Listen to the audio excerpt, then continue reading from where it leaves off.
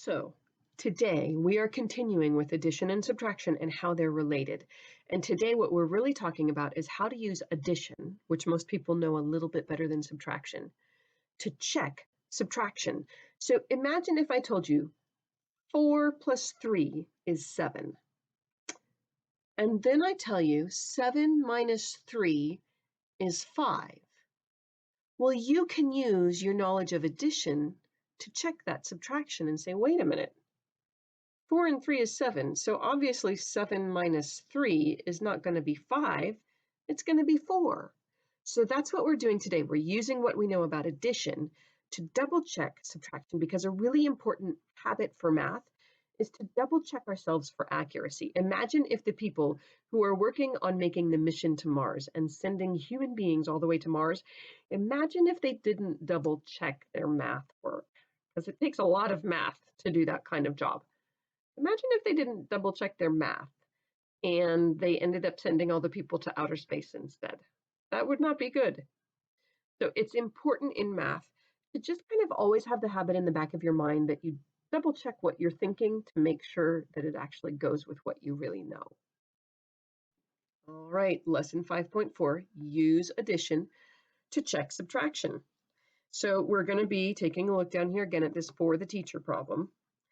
Erin has 11 books. I borrow 4. How many books does she still have? Well, let's just frame this thing. There's 5. There's my other 5. That's 10. And 11 is 10 and 1 more, right? So here are Erin's 11 books. I borrow 4 of them. So I'm going to just circle these 4. Here are the ones I borrow. How many does Erin still have? So Erin had 11. I borrowed 4. You can count up how many are left up there. All right, so now Erin has 7, right? So let's draw those 7. She's got them now because I gave them, I took 4. So here we go. She's got 7 books. I'm going to give 4 books back to Erin. 1, 2, 3, 4. How many does Erin have now? Well, you guys know. First, you can see easily from the drawing, right? 10 and 1 more is 11. But also because you know we've got related facts here. You guys are used to thinking about these related facts now. She has 7. I give her 4. And you know these are related facts. So we're going to be, of course, having 11. So here, I know when they start putting arrows in the book, things can get a little confusing, but let's stop and think it through real carefully. Why can you use addition to check subtraction? Well, because we've got related facts. You subtract one part from the whole. Here's one part we can take away. The difference, the answer, is the other part. When you add the parts, you're going to get this same whole, right? So this 8 right up here, when we put it with this 7, it's going to make that same 15 that we started out. Or we can know these two together, make this, so if this is taken away and this is what you're left with, you started with that many. So here, you guys are going to be starting with subtracting. Then you must check your answer by adding. You could just flip these numbers around if you want, but you're not going to actually check it. So again, I am going to suggest counters. We're going to do number 1 together with counters. So go ahead and set it up, 13. So I've got 1 row of 5. Here's my other row of 5. And again, I know for you guys, your books may make these all floppy. And if it's easier to put this next to you on a table or on the floor, go ahead and do that. You don't have to put them on your book like I'm doing. All right, here is 13. It says minus 7. So let's flip these 3. There's 3. We need to do 7. 3, 4, 5, 6, 7. Now remember, it's good to double check. So let's just double check here that we did 7. 1, 2, 3, 4, 5, 6, 7. We did. Okay. So 13 minus 7 is 5, 6. And then we can just double check here. 7, what plus 7? 6, and this was 7, right? 1, 2, 3, 4, 5, 6, 7, yep. And altogether we can see 10 and 3 more. So boys and girls, this isn't really telling you need to use counters like in a 10 frame, but when you do, it becomes so easy to look at numbers. You can just look here and see 5 and 1 more, and you know that's 6. You can just look here and see 10 and 1, 2, 3 more, and you know that's 13.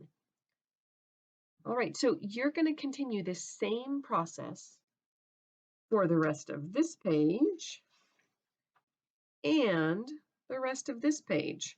You can see here, all they've done is to switch it to be horizontal instead of vertical.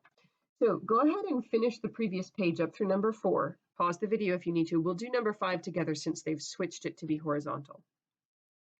All right, so I'm going to set up here.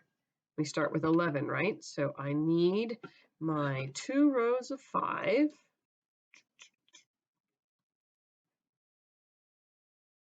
And 1 more. So here's 11 minus 3. 1, 2, 3. What does that leave us? 5, 6, 7, 8.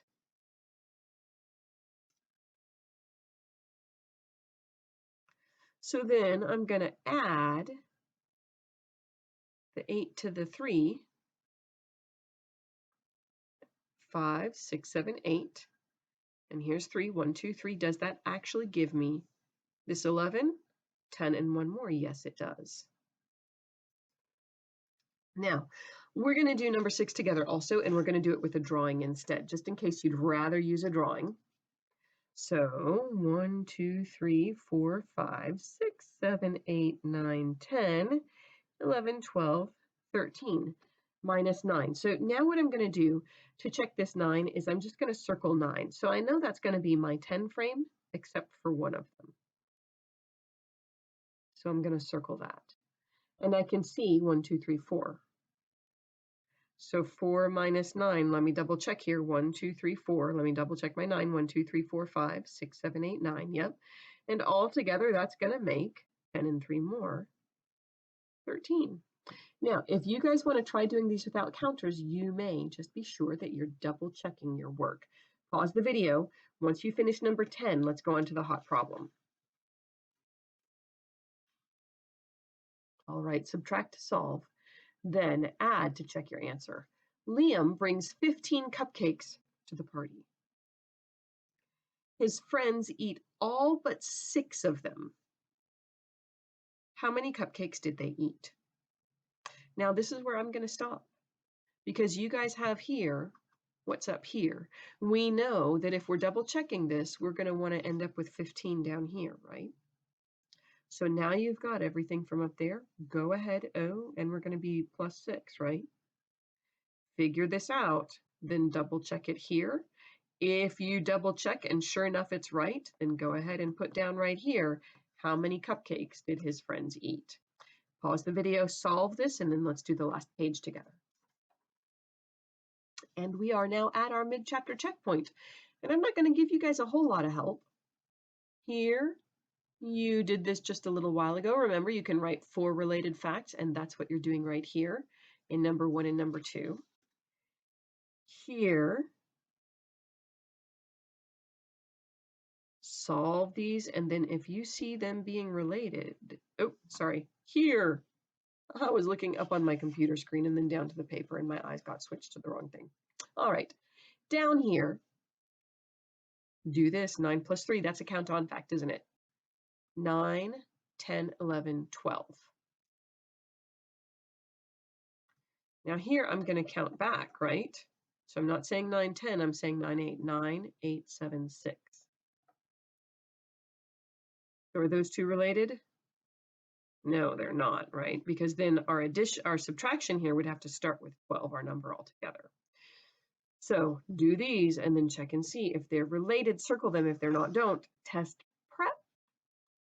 You do not even have to actually solve this. What addition sentence would you use to check this? So you don't have to even do this part. You're going to need 2 plus something makes 11, right? Well, look over here. You've only got one option that adds up to 11, so you don't even need to You didn't even need to solve this because you know it has to add up to 11 and you've only got one option there, guys.